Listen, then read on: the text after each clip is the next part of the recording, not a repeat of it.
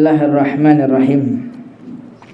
Alhamdulillahil qawiyyi sultanuh, al-wadihi burhanuh, al-mabsut fil wujudi wa ihsanuh.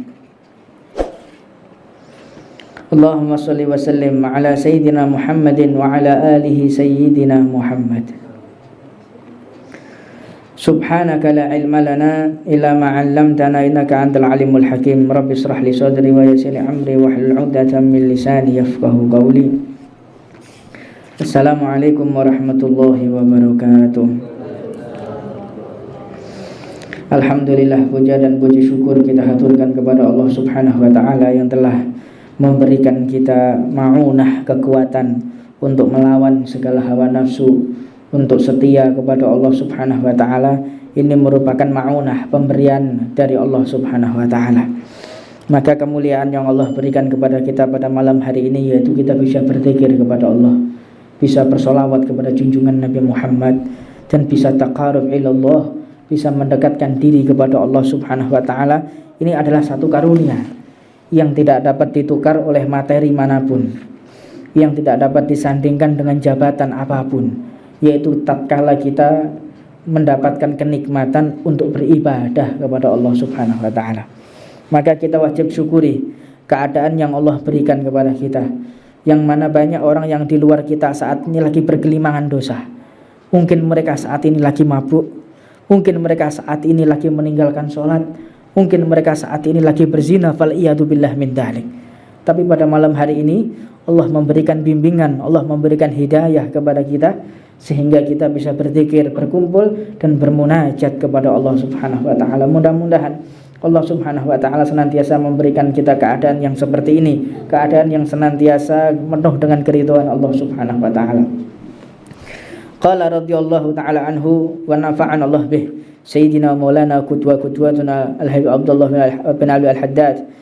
Beliau mengutip daripada hadis Nabi Muhammad sallallahu alaihi wasallam, kam min as'ath aghbar dhi timraini la yu'bahu law aqsama 'ala Allah la abrah. Banyak di antara kita ini yang orang tidak teratur rambutnya, aghbar, compang-camping, enggak seberapa dihargai di masyarakat, tetapi tatkala dia menyebut nama Allah, maka senantiasa Allah langsung memperhatikan dia. Ini banyak di zaman ini orang yang cuman menilai itu dari ekonomi. Oh, ini orang yang ekonominya bagus berarti harus kita muliakan. Orang ini ekonominya rendah berarti nggak perlu kita muliakan. Jadi tolak ukur manusia zaman sekarang itu adalah ekonomi, kekayaan. Jadi kalau menghormati orang itu tergantung kekayaannya. Fal iyadu billah min dzalik. Semakin kaya semakin dihormati. Inilah manusia mulai berkiblat dan menyembah selain Allah Subhanahu wa taala. Ada syirik sebetulnya. Seseorang yang mendewakan uang, menjadikan uang ini seperti Tuhan dan menilai sesuatu dengan uang. Ina'udzubillah min dzalik. Maka mereka akan mendapatkan kesengsaraan dunia sampai akhirat. La'udzubillah min dzalik. Jadi jangan sampai kita menilai sesuatu itu kita lihat dengan uang, dengan ekonomi atau dengan jabatan. Maka semua itu tidak akan mendapatkan apapun, tidak akan sia-sia orang-orang yang semacam itu. Dan Allah pun Subhanahu wa ta'ala memberikan petunjuk kepada Nabi Muhammad sallallahu alaihi wasallam. Di antara mereka adalah Al-Barra bin Malik. Rasulullah sallallahu alaihi wasallam mengatakan, innallaha yuhibbul 'abda taqi ghani khafi. Sesungguhnya Allah Subhanahu wa ta'ala ini mencintai hambanya yang bertakwa, kaya dan tersembunyi. Lah, yang dimaksud daripada tersembunyi, khafi, ini adalah menyembunyikan segala kebaikan-kebaikan yang ada. Jadi kebaikan harus disembunyikan.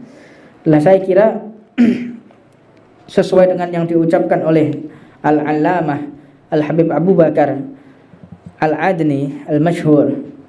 Beliau mengatakan kebaikan itu tidak perlu kita tutupi zaman sekarang. Sebab banyak orang menyesatkan umat dengan cara menampakkan kebaikannya. Sedekah ditampak-tampakkan, akhirnya orang itu simpatik. Padahal di balik itu dia punya misi-misi tertentu. Bagi-bagi sembako, ya kan? Bagi-bagi sembako, bagi mie goreng, bagi-bagi minyak goreng. Tujuannya untuk apa? Untuk memilih dirinya. Kalau orang mau pilkada misalnya, Orang pilkada legislatif, yudikatif maupun eksekutifnya. Orang itu kalau mau merebut hatinya seseorang itu dengan ditampakkan kebaikan. Nah, kita sekarang mau menandingi mereka. Kita tandingi mereka, kebaikan-kebaikan harus ditampakkan zaman sekarang. Tampakkan untuk menandingi mereka, bukan untuk wahdah nafsu ya. Bukan untuk mengangkat dirinya, bukan untuk mempopulerkan dirinya atau agar dirinya dihormati oleh orang lain, bukan seperti itu, tapi untuk menandingi orang-orang yang munafik, orang-orang yang tidak benar, mereka yang senantiasa menampakkan kebaikan-kebaikan untuk mengambil simpatik daripada umat Nabi Muhammad. Maka pernah Rasulullah ini ditanya, apa sih yang dimaksud dengan ghani, kaya? Apa sih kaya itu?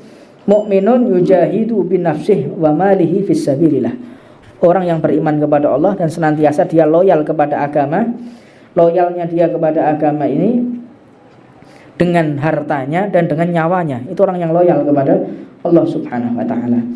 Beliau Nabi Muhammad pun juga mengatakan, rajulun mu'tazilun fi si'bin min si'abi ya'budullah wa yada'un nas min syarrih. Sebagian yang dikatakan orang dekatnya Allah itu orang yang menyendiri di salah satu pegunungan. Jadi khalwah maknanya, orang sing topo, menyembah Allah dan menjauhkan dirinya dari segenap manusia agar dirinya tidak terkontaminasi dengan kejahatan manusia.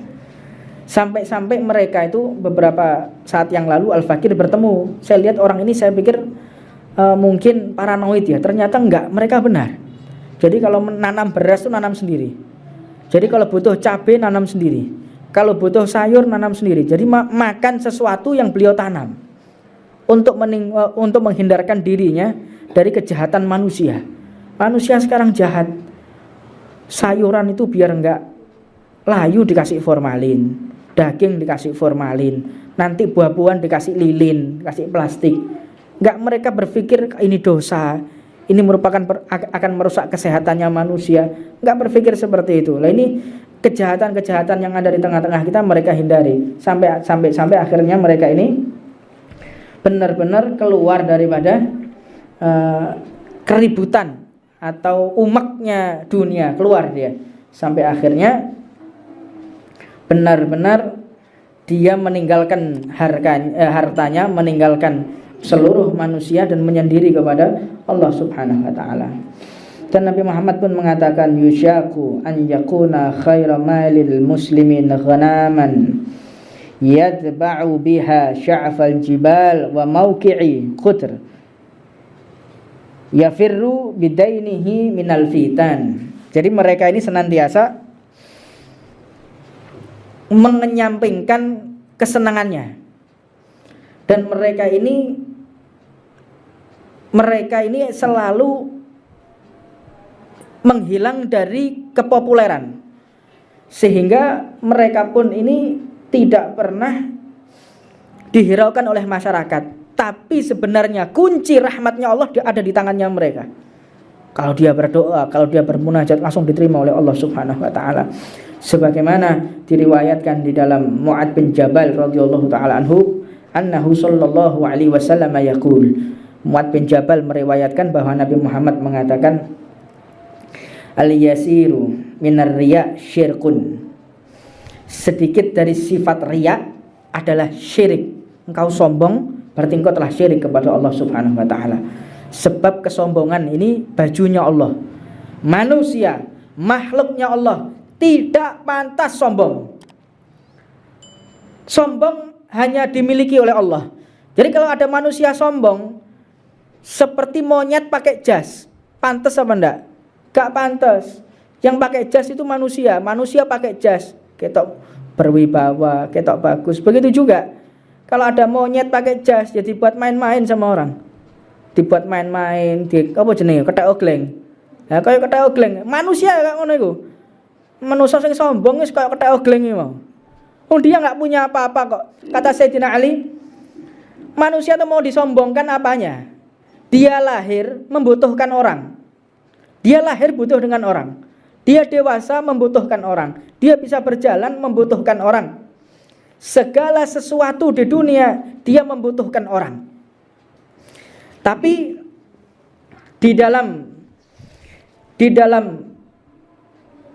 prakteknya di lapangan banyak manusia-manusia ini yang sombong, sehingga mereka benar-benar melupakan aib atau kekurangan yang ada di dalam dirinya.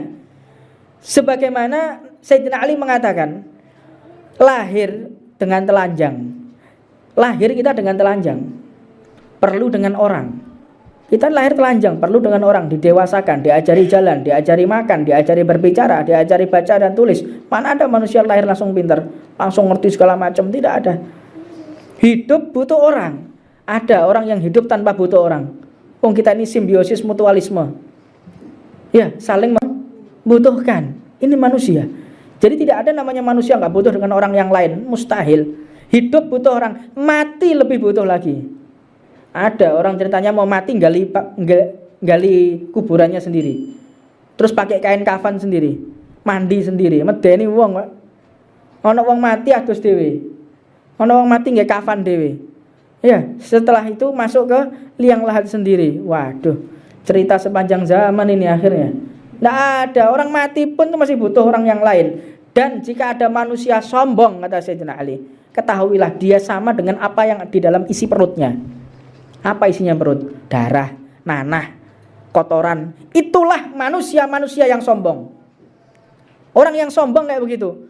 Nah, zaman ini zaman yang orang sombong-sombongan. Sombong-sombongan harta, sombong-sombongan jabatan, sombong-sombongan kedudukan, sombong-sombongan ilmu. Naudzubillah min dzalik. Sombong hanya miliknya Allah Subhanahu wa taala.